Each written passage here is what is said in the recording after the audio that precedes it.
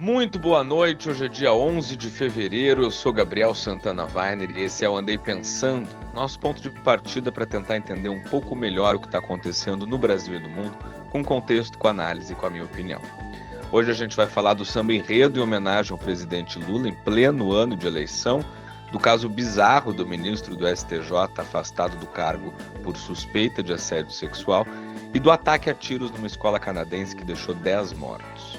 E ainda tem o quadro Militando, onde eu trago aqui de modo bem-humorado uma mesma notícia contada de acordo com a militância de esquerda e de direita aqui do Brasil, além de dar a minha opinião. Então, bora começar o Andei Pensando de hoje.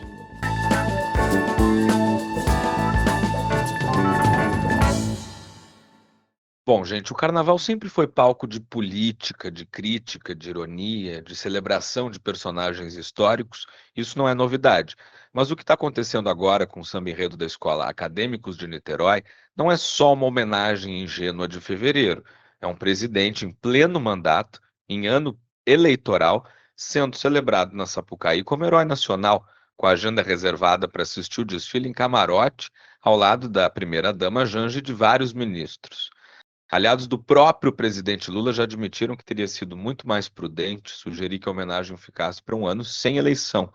Ele mesmo, que sempre criticou o que chamava de campanha antecipada, quando Bolsonaro fez, por exemplo, uma motociata em abril de 2022, agora se vê diante de um enredo que exalta sua trajetória política e pessoal no momento mais delicado do calendário eleitoral.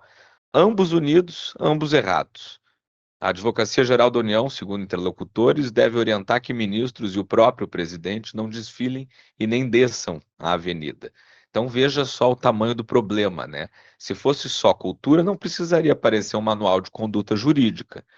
O Partido Novo acionou o TSE falando em propaganda eleitoral antecipada e pedindo multa de 9 milhões e 600 mil reais. Aponta referências à polarização de 2022, menção ao número do PT, expressões que equivaleriam a pedir voto.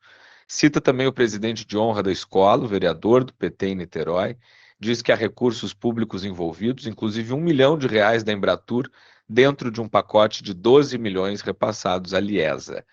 A senadora Damares Alves também foi ao Ministério Público Eleitoral, questionando o financiamento e a exibição em rede nacional em emissoras que são concessões públicas. As ações todas foram rejeitadas pela Justiça, é claro. No meio disso tudo, na Câmara dos Deputados, a ministra Gleisi Hoffmann cantou um trecho do samba, aplaudida por uns, vaiada por outros, recomendando que todos curtam o samba do presidente Lula. E eles querem nos convencer que não é campanha antecipada. As pessoas não são abobadas, né? A cena é simbólica. O Estado canta, a máquina aplaude e o carnaval vira um argumento jurídico. Ninguém é obrigado a achar que um presidente não possa ser homenageado. O problema não é o samba. O problema é a assimetria, né? Se fosse um presidente de outro partido sendo celebrado assim, com repasses questionados em ano de eleição, o discurso do PT seria o mesmo? Não, né? O carnaval é a festa da inversão, da catarse, do exagero, mas a democracia não é um bloco de rua. E quando a linha entre a arte e a campanha fica turva demais, não é só a oposição que questiona, né? É a instituição que se desgasta. Então, no fim, o que era para ser só um enredo alegre vira mais um teste de limites. E testar limites em ano eleitoral com recurso público, palco nacional, não é exatamente uma dança inocente, é um passo arriscado. E o som da bateria, nesse caso, pode vir acompanhado do som do martelinho do Tribunal Superior Eleitoral. E o Superior Tribunal de Justiça afastou cautelarmente o ministro Marco Buzzi depois de duas denúncias de assédio sexual. Uma envolvendo uma jovem de 18 anos, filha de amigos do ministro, que relatou ter sido apalpada em um banho de mar em Balneário Camboriú. Outra de uma servidora terceirizada que disse ter sido assediada dentro do gabinete numa relação de hierarquia. Os depoimentos foram lidos numa sessão secreta e o clima, segundo alguns relatos, foi de silêncio, perplexidade e indignação.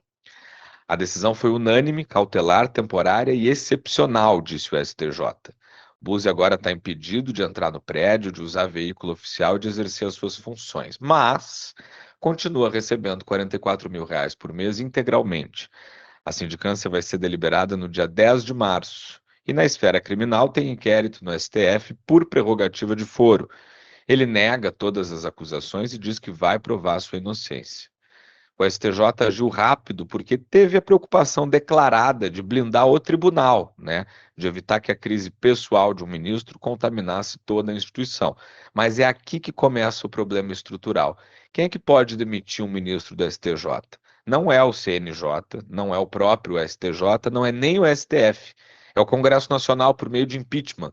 E isso exige maioria, vontade política, disposição para enfrentar uma corporação que julga esses mesmos parlamentares todos os dias. No Brasil, o magistrado de corte superior virou uma espécie de entidade mitológica, né? Eles erram como humanos, mas são protegidos por eles próprios como deuses. A pena máxima administrativa, em geral, é a aposentadoria compulsória com salário, claro. Se ele pedir aposentadoria antes da abertura do processo, ainda pode sair pela porta lateral, não pela dos fundos, também com salário.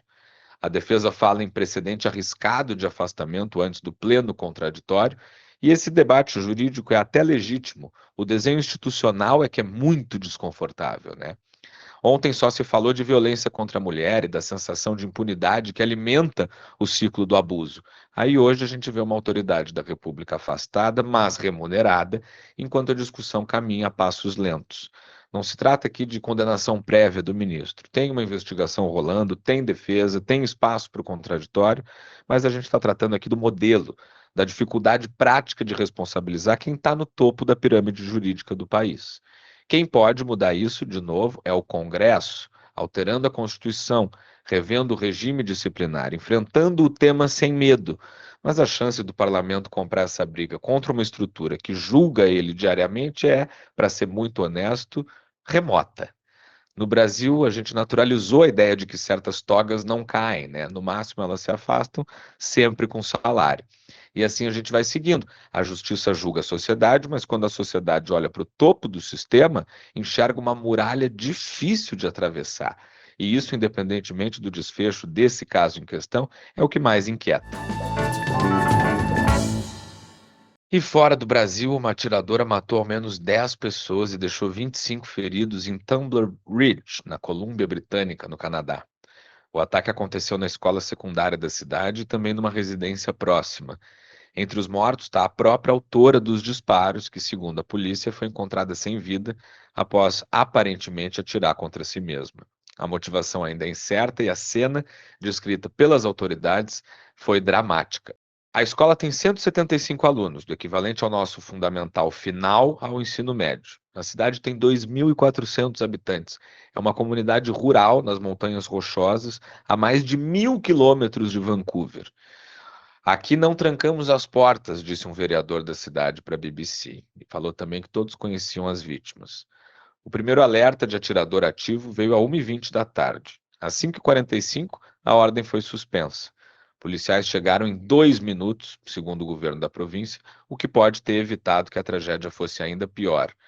A ministra da Segurança Pública classificou o caso como um dos piores tiroteios em massa da história da província e do país, e o primeiro-ministro, Mark Carney, disse estar devastado. As escolas vão ficar fechadas pelo resto da semana toda.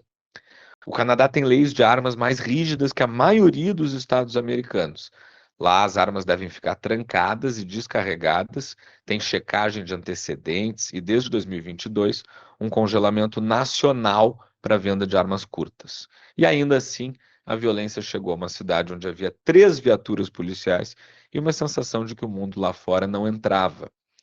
Existe uma tendência da gente olhar para tragédias assim e procurar uma explicação única, né?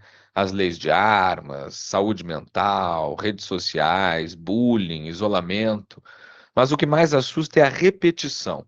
A sensação de que a ideia de escola como um espaço sagrado de proteção, de futuro, foi sendo corroída em várias partes do mundo, inclusive naquelas que se imaginavam protegidas.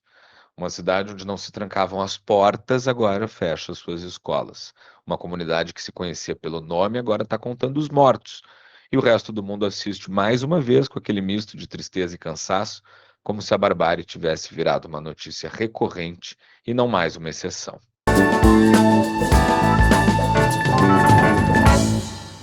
E no Militando de hoje, o assunto não podia ser outro que não o samba enredo em homenagem ao presidente Lula no Carnaval do Rio de Janeiro. Então vamos lá. Isso não tem nada de campanha, é cultura popular. Lula é o maior líder popular da história do Brasil. É óbvio que ele ia eventualmente virar um enredo de samba. Já homenagearam imperador, jogador de futebol, atriz de novela. Agora não pode homenagear o operário que virou presidente? Elitistas. Isso é uma tentativa de censura do novo, da Damares, da direita, que tem medo de ver o povo cantando na Sapucaí junto com o presidente. E esse papo de 9 milhões é perseguição política. A Embratur apoia o carnaval todos os anos. Agora querem proibir samba. Vão proibir a alegria também? Fascistas malditos. Isso é um escândalo. Estão usando dinheiro público para fazer jingle de campanha em rede nacional, referência à polarização, número do PT, ataque ao Bolsonaro, tudo isso disfarçado com purpurina. E ainda tem ministra cantando samba na Câmara dos Deputados para debochar da nossa cara. Isso é a máquina pública desfilando na Sapucaí.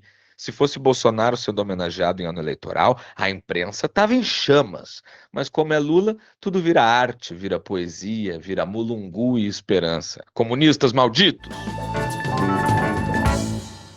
Bom, entre a censura imaginária e o escândalo apocalíptico tem uma zona cinzenta, né? E é nela que a democracia se testa.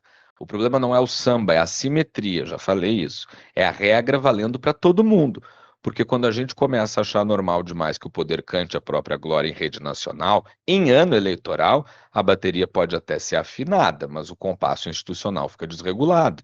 A questão aqui não é proibir o enredo, não é censurar a escola, é entender que presidente em mandato, em ano eleitoral, sendo exaltado com repasses públicos no meio, não é um detalhe relevante. Tanto que a AGU já estuda a orientação para não desfilar, para não descer na pista. Se fosse só a folia, não precisava de parecer jurídico, né? E com essa a gente encerra o Andei Pensando de hoje. Eu sou Gabriel Santana Weiner e foi um prazer fechar o dia com vocês. Além do Andei Pensando, eu também dou meus pitacos no timeline da Rádio Gaúcha e em outros espaços. Me segue lá no Instagram, @GabrielSWeiner, que na minha bio você descobre onde mais me encontrar. Boa noite para você e até amanhã.